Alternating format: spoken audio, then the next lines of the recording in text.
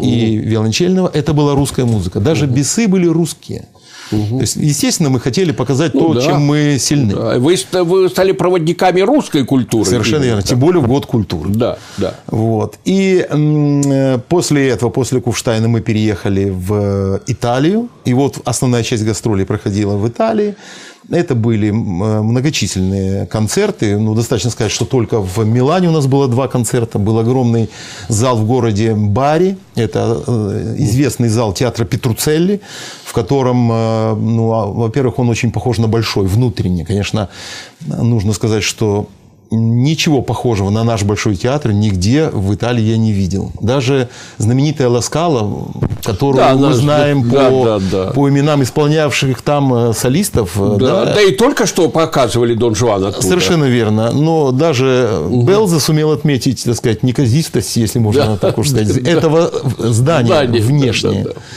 Вот, состоялся наш концерт. Солисткой была народная артистка СССР Элисо Версаладзе. Она играла концерт Шумана.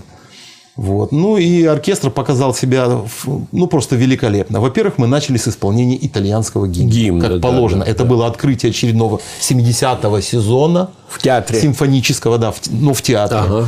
Вот. И мы сыграли, естественно, зал встал, потом мы исполнили наш гимн. Вот.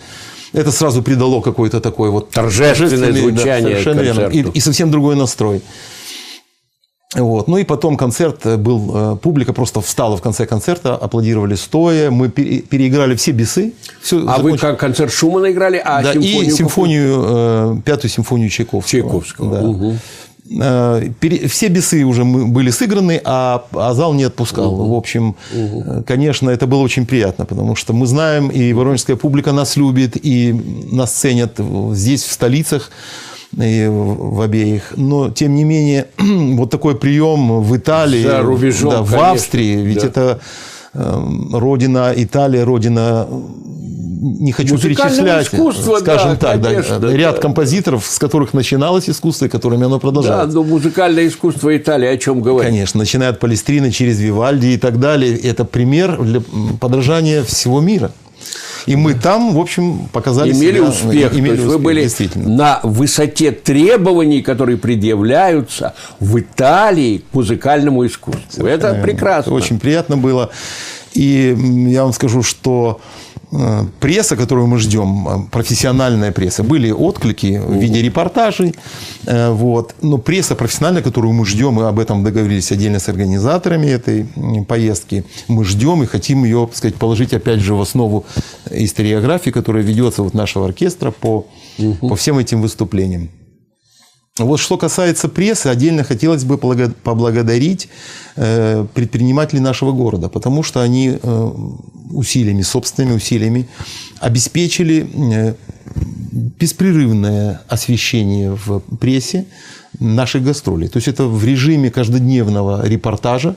Я отсылал информацию и фотографии и в галерее Чужого, и в группе компании Евгения Хамина в Северном районе.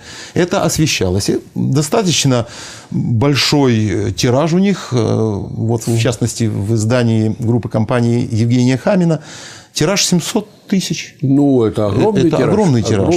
Таким образом, я думаю, что уже, может быть, некоторые любители симфонической музыки и поклонники нашего оркестра, они, может быть, уже и читали об этом. Да, но те, кто интересуется, знают и читали. Да, безусловно. То же самое в галерее Чижова просто проходил репортажный ряд такой вот в длинном проходе, фотографии выставлялись, было описание, где оркестр в этот момент, что происходит. Естественно, фотографии были не только с концертов, были и бытовые фотографии, когда нас принимает, там, скажем, в магистрате Брно, когда мы посещаем базилику Святителя Николая, не только музыкальное фото, но, тем не менее, освещение было очень хорошим. И я бы очень хотел поблагодарить всех тех, кто принял участие, посильное участие вот в организации такого освещения наших гастролей здесь, в Воронеже. Вот. Ну и, конечно, нельзя не сказать о концерте в городе Аквила. Это центр Испании, приблизительно... Испании? Ой, простите, Италии. Ну, конечно, Италии. Приблизительно на уровне Рима, но ближе к Адриатическому морю, в горах. Красивый город. Он был в 2009 году на 50% разрушен землетрясением. Были жертвы, около 300 человек погибших было.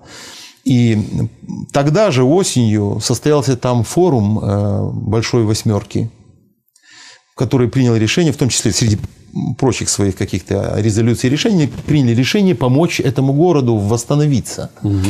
Были отстроены здания, жилые, административные. Вот в одном из таких административных зданий, собственно, где и проходило заседание этой восьмерки, мы дали концерт. Ну, достоинство здания невелико, оно обыкновенное, административное, совершенно в архитектурном смысле ничего из себя не представляющее, кроме того, что там хороший акустический зал. Но в этом концерте с нами выступал вместе Даниил Трифонов. Вот мы его знаем как лауреата последнего конкурса имени Чайковского. Но я вам скажу, что это почти ничего не знать о нем, знать вот то, что он лауреат конкурса Чайковского.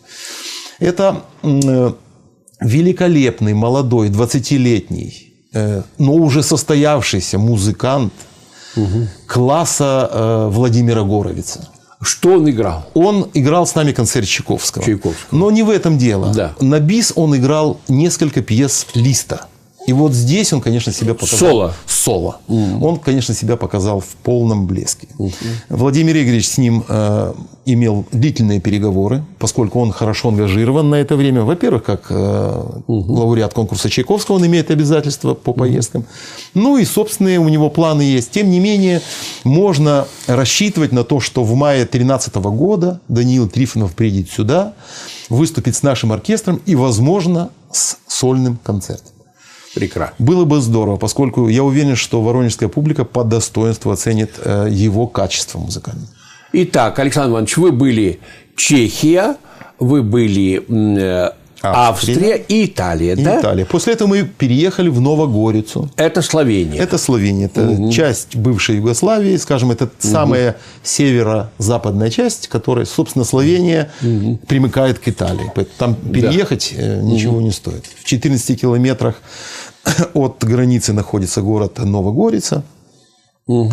Там был концерт, симпатичный очень городок. Несмотря на то, что это уже Югославия, это уже, так сказать, намного севернее, чем. Тем не менее, там прекрасная погода, так сказать, фрукты хурмы на деревьях прямо в центре города. Городок небольшой, но очень симпатичный.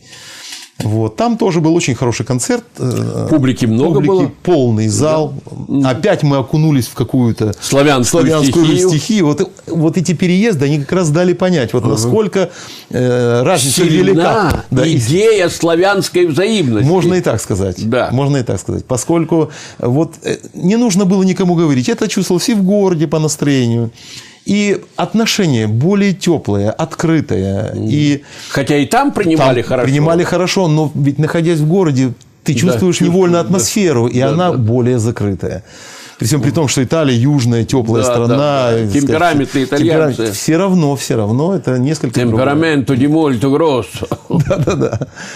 Вот. Поэтому после этого концерта мы опять вернулись в Австрию. Проехав большой отрезок пути по Италии, по северу Италии, попрощавшись с Италией, и переехали в город Клагенфурт. Город знаменит тем, что это, так сказать, место жизни Густава Малера, прежде всего, для меня. Конечно, там Брамс написал вторую симфонию. Да. Я не знаю ни одного из серьезных музыкантов австрийских или около лежащих стран, которые бы не выступали в Клагенфурте в зале Мюзикферайн, собственно, в котором и наш концерт проходил.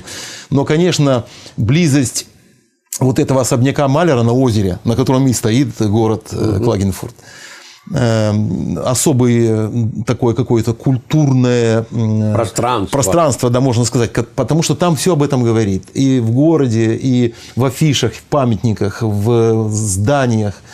Необычайно ответственно было там выступать, но акустика очень хорошая нам помогла, безусловно. А что вы там исполняли? Мы всегда играли русскую музыку. Вот. В этом зале мы сыграли с Элисо Константиновной Версаладзе концерт Шумана. И четвертую симфонию Петра Ильича Чайковского. Да. Вот. Нужно сказать, что поначалу поскольку, опять же, не было предварено никак наше выступление, конечно, есть афиши, конечно, кто-то купит программку, но кто-то ее не купит. Там нет традиции, значит, просить у соседа программу.